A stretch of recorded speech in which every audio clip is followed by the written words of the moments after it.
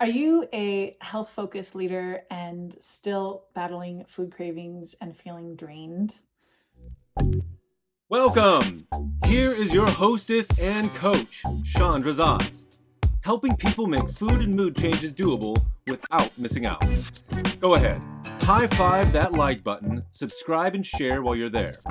Hi, my name is Chandra Zas, Zen Odyssey, food and mood coaching. I help people rewire their cravings because when we don't understand our cravings and we get into a place of battling them and resisting them and fighting them, two really net negative things happen. One is our cravings just get stronger and we eventually cave, and not only do we eat what we don't want to eat, but then we also often feel guilty and bad and continue eating poorly. And then the other thing that happens is that when we're in a state of resistance, we are actually fatiguing our energy system. So we're not only eating foods that make us not feel great, and then we're also in an emotional state and creating physiological stress in our body, which also drains us. One of the really useful things that several of my clients like to measure is how do they feel at 7 p.m.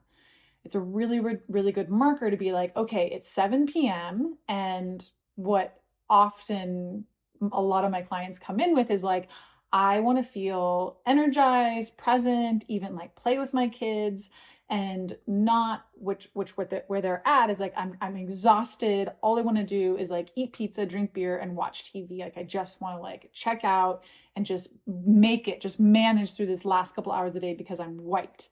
And so I like to really use that 7 p.m. check-in of like, okay, well, let's play with these things during the day. Let's play with your food. Let's play with your stress levels and see what makes, I know the patterns. I know what makes someone feel energized and good at 7 p.m. versus feeling drained and empty and having nothing to give and struggling to be present.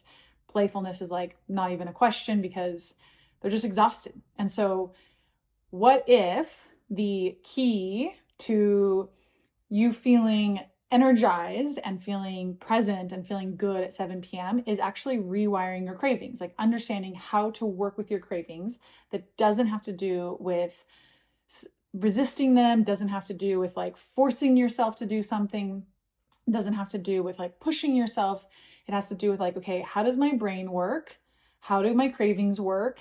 What am I doing? Bringing awareness in. There's this very gentle, curious, compassionate relationship that you can create with your cravings, with yourself, with your brain, with your microbiome in a way that will really get more of yourself on board and get you into a place where you're motivated and you know what makes a difference and you're prioritizing and you're literally rewiring your cravings. You're not working against them, you're working with them. Like you're getting yourself into a place of like, okay, how do I make the most of this? How do I talk to myself as I'm making food decisions? How do I set myself up for success? There's all of these. Honestly, this is like the power of coaching, is like having these high level, open-ended questions to get in your brain, to get yourself working with yourself instead of against yourself. When we're working against ourselves, when we're fighting and resisting, it's like two parts. We don't make good food choices and we like literally energetically exhaust ourselves.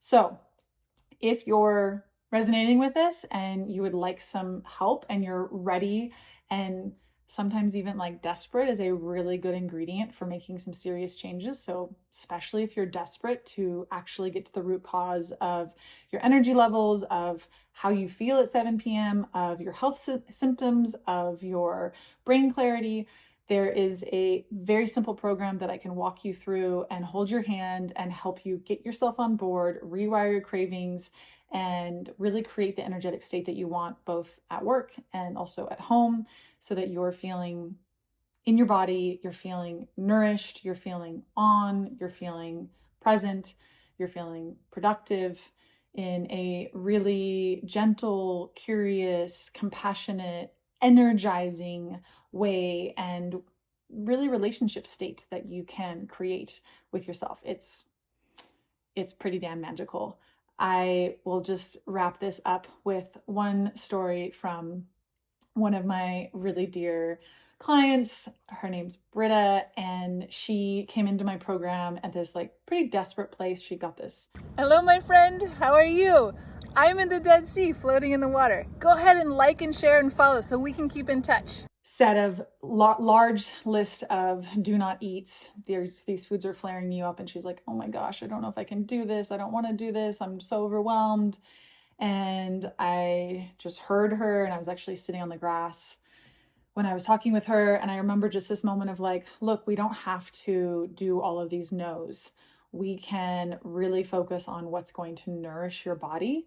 And we don't have to do this like massive restriction, this massive resistance of foods. We can really work with learning to listen to your body and learning to get yourself on board with choosing foods that will really nourish you. And when we choose and cumulatively eat foods that really nourish us, we get this accumulation of health, and our body starts to rebalance. Our body starts to go back in line. And that's what happened for her. Is her symptoms, her tiredness after meals, she was like, one of her big things was she was just like taking naps all the time because she was really tired, and she didn't really realize until we started working together how foggy her brain was.